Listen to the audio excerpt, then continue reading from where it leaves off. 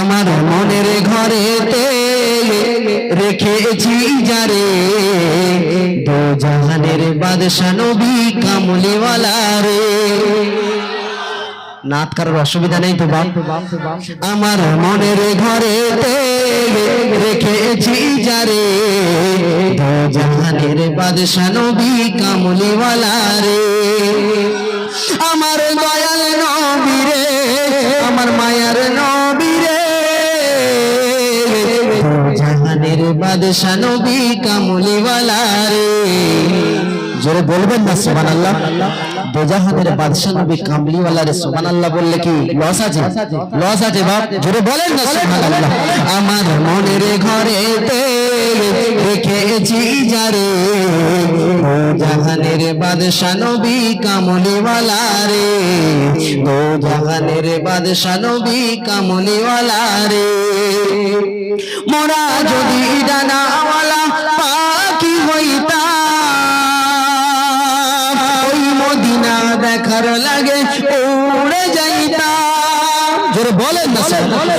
মোরা যদি ডানাওয়ালা পাখি হইতাম, ওই মদিনা দেখার লাগে উড়ে যাইতাম। হৃদয় জুড়ে রাখতাম তারে নয়ন ধরে। বলেন না আর একটু জোরে বলে। দো জাহানের বাদশা নবী কামলিওয়ালা রে। রাগ করেন তুমি বাপকে? এ আমার নওজোয়ান তরুণেরা, এ আমার নবীর প্রেমিকেরা, এ আমার নবীর আশিকেরা, কানটা খাড়া করে শুনে রেখে দেবে, কানটা খাড়া করে শুনে রেখে দেবে। আমার আপনার নবী বিশ্বনবী হাবিবুল্লাহকে আকায়ে নামদার তাজদারে মদিনা যে নবীর না সৃষ্টি হলো দুনিয়ায় কুল কায়নাত কিছুকে সৃষ্টি করা হতো না, আমি আপনি কিছু সৃষ্টি হতো না। সেই দয়ার নবীর জন্য একটু জোরে বলেন না সুবহানাল্লাহ। এ আমার নবীর প্রেমিকেরা, আমার নবীর আশিকেরা, সেই নবীর উম্মত বলে দাবি করি, সেই নবীর উম্মত বলে দাবি করি। এক ওয়াক্ত নামাজ পড়ি না, সেই নবীর উম্মত বলে দাবি করি। রমজানের লোন নিতে ছাড়ি না, সেই নবীর উম্মত বলে দাবি করি। সুদে টাকা নেওয়া বন্ধ করি না, সেই নবীর উম্মত বলে দাবি করি। ছেলের বিয়েতে পণের টাকা নেওয়া ছাড়ি না। এ আমার নবীর প্রেমিকেরা, এ আমার নওজোয়ান তরুণেরা, আজ থেকে নিয়ত করে নেন এক ওয়াক্ত নামাজও কাজা করব না। জোরে বলেন না সুবহানাল্লাহ। এ আমার নবীর প্রেমিকেরা, আমার আপনার নবী বিশ্ব নবী জগৎগুরু হাবিবুল্লাহ যদি না আমাদেরকে সৃষ্টি করতো, আমরাও উম্মত, খাজা মঈনুদ্দিন হুজুরের উম্মত। আমার উম্মত, আমরা উম্মত বলে দাবি করি, খাজা মঈনুদ্দিন হুজুরের উম্মত। তাহলে উম্মতের মধ্যে পার্থক্যটা কি? আমরাও উম্মত, খাজা মঈনুদ্দিন হুজুরের উম্মত। তাহলে আমাদের মধ্যে পার্থক্য আছে না নেই? পার্থক্য আছে তো বাপ? খাজা মঈনুদ্দিন হুজুর সৈয়দ উসমান হুজুর, সৈয়দ খাজা মঈনুদ্দিন হুজুর সৈয়দ উসমান হারুনি পীর ছিলেন। এ আমার নওজোয়ান তরুণেরা, এ আমার নবীর প্রেমিকেরা, খাজা মঈনুদ্দিন হুজুর সৈয়দ উসমান হারুনির পীর ছিলেন, সৈয়দ উসমান হারুনির মুরিদ ছিলেন। সৈয়দ উসমান হারুনি পীর বলে মেনে নিয়েছেন বলে আমার আল্লাহ পাক রব্বুল আলামিন দুনিয়ার মধ্যে ইজ্জত সম্মান দান করেছে।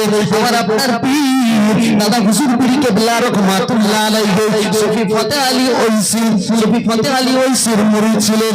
আজ আমি আপনি যদি এই মজলিসে বসে ওয়াজ শুনে যদি মেনে নিই, আমরাও আল্লাহর ওলি হয়ে যাব। আমার নওজোয়ান তরুণেরা, আমার নবীর প্রেমিকেরা, আমার নবীর আশিকেরা, কানটা খাড়া করে শুনে রেখে দেবে। সারা রাত জেগে যদি ওয়াজ শুনি, সারা রাত জেগে যদি ওয়াজ শুনি, আর যদি ফজরের নামাজ না পড়ি কোনো কাজ হবে না। সারা রাত জেগে যদি ওয়াজ শুনি আবার খেয়ে বাড়িয়ে ঘুমিয়ে পড়ে যায়, তাহলে কোনো কাজ হবে না। এখান থেকে যদি কিছু কথা শুনে, যদি কিছু কথার উপরে আমল করতে পারে, আমার আল্লাহ পাক রব্বুল আলামিন ওর ওসিলাতে দয়ার জান্নাত দিয়ে দেবে। জোরে বলবেন সুবহানাল্লাহ। এ আমার নওজোয়ান তরুণেরা, আমার নবীর প্রেমিকেরা, খাজা মঈনুদ্দিন হুজুরের জীবনী বলবে। খাজা মঈনুদ্দিন হুজুর আমার আপনার বিরলি কুলের শিরোমণি। একদিন ফজরের নামাজ পড়ে, একদিন ফজরের নামাজ আদায় করে হুজুর কেবলা তারাগড় পাহাড়ের নিচে একটা গাছের তলায় বসে বসে, তারাগড় পাহাড়ের নিচে একটা গাছের তলায় বসে সূরা ইয়াসিন শরীফ তেলাওয়াত করে আল্লাহর জিকিরে মশগুল আছে। কিছু যুবক পাহাড়ের উপরে পাথরটা নিয়ে হুজুরকে মেরে দেবে বলে প্ল্যান করছে। আমার আপনার পীর ওই কুলের শিরোমণি ওইদিকে চোখ পড়ে যায়। ওইদিকে চোখ পড়ে যাওয়ার সঙ্গে সঙ্গে খাজা মঈনুদ্দিন হুজুর আল্লাহর কাছে বলতে থাকে, ও রব্বুল আলামিন, তুমি যদি পাথরের হাতে আমার মরণ রাখে, তোর যদি পাথরের হাতে আমার মরণ রাখে তাহলে মওতটা দেন, আর যদি পাথরের হাতে না মওত রাখে তাহলে পাথরকে সারা জীবন ওই জায়গায় দাঁড় করিয়ে দেন। আর একটু জোরে বলবেন না সুবহানাল্লাহ। কি গো কেমন পীর ছিল, আল্লাহর কাছে বলতে দেরি কিন্তু কাজ হতে দেরি নয়। জোরে বলবেন না সুবহানাল্লাহ।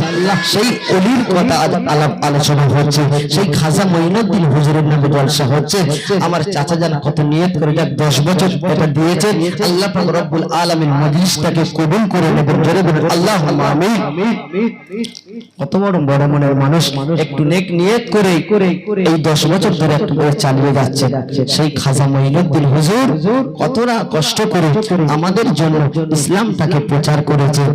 আজ আমরা বলে না বাড়াবাতে কি খেতে এসে কত রকমের বলে, আপনাদের দিকে কি ভাষা বলে জানি না, আমাদের ভাষাটা একটু আলাদা। তাহলে বাড়া ভাতে খেতে এসে আবার বড় বড় বাতালা, মানে ভাত রেডি করা আছে খাটতে হয়নি, এসে খাচ্ছি তাই বড় বড় কথা, নুন কম হয়েছে, ঝাল হয়নি, এই হয়নি, বুঝতে পারছো না? ইসলামটাকে প্রচার করে দেওয়ার পরে আজ এই দল সেই দল নানান রকম আইলে হাদিস এই হাদিস কত রকম নেবে বাবা।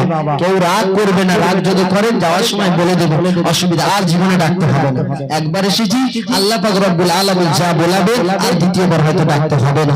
কিন্তু কেউ রাগ করছে? একটু ছোট বলে অনেকের অনেক কিছু মনে হতে পারে বাহ, কিন্তু আল্লাহ পাক রব্বুল আলামিন হাদিস কোরআনের কথা বলবো, ছোট বড় এটা ব্যাপার নয়। আল্লাহ পাক রব্বুল আলামিন সেই কোরআন শরীফ থেকে কিছু মূল্যবান আয়াত বলেছে। সেই কোরআন শরীফের মধ্যে আল্লাহ পাক রব্বুল আলামিন কি বলেছেন, কুল্লু নাফসিন যায়িকাতুল মাউত, মউতের স্বাদ প্রত্যেকের গ্রহণ করতে হবে। কি গো সবাই এরকম চিন্তা ভাবনা আছেন নাকি যে দিল্লি চলে যাব, বোম্বাই চলে যাব, গেলে কি থাকবার মতো হবে না? এরকম কোন ব্যাপার আছে নাকি? এরকম ব্যাপার নেই তো। সবাইকে একদিন দুনিয়া ছেড়ে চলে যেতে হবে।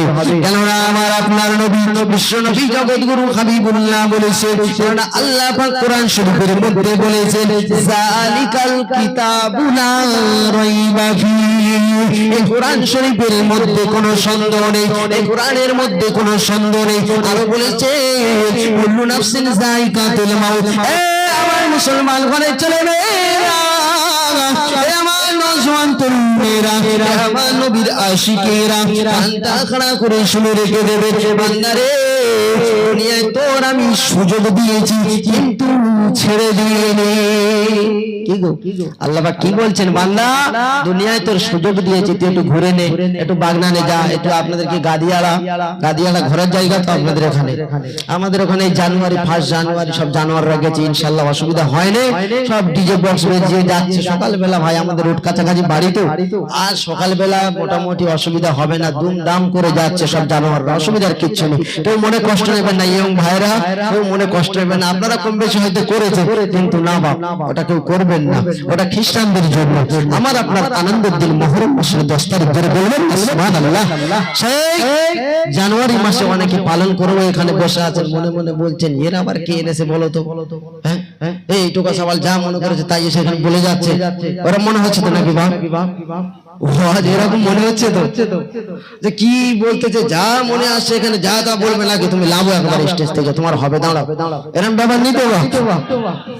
এ আমার নওজোয়ান তরুণেরা, আমার নবীর প্রেমিকেরা, আমার নবীর আশিকেরা, কানটা খাড়া করে শুনে রেখে দেবে, আল্লাহর ওলিরা কত না পরিশ্রম করে এই আমাদের জন্য ইসলামটাকে প্রচার করেছে, আল্লাহর ওলিরা কত না কষ্ট করেছে।